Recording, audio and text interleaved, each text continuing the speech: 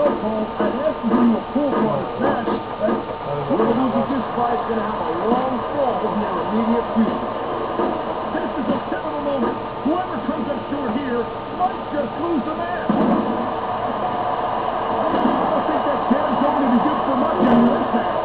Well, it's good for what he used it for, and it's all he really matters.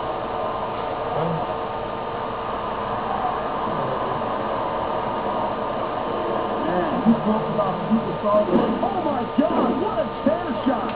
Yeah, believe me, young lady.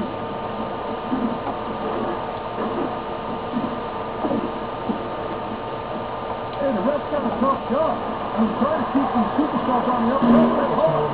Well, it's easier to get some superstars to play by the rules than others. You know what, Cole? If you get on your high horse again and give us another lesson about playing fair, I swear to God, it'll show up.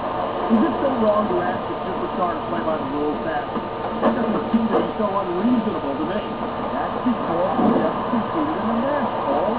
If you did, you'd know that you gotta do whatever it takes to win. If that means bending the rules a bit, well then, that's just the way the cookie's going. You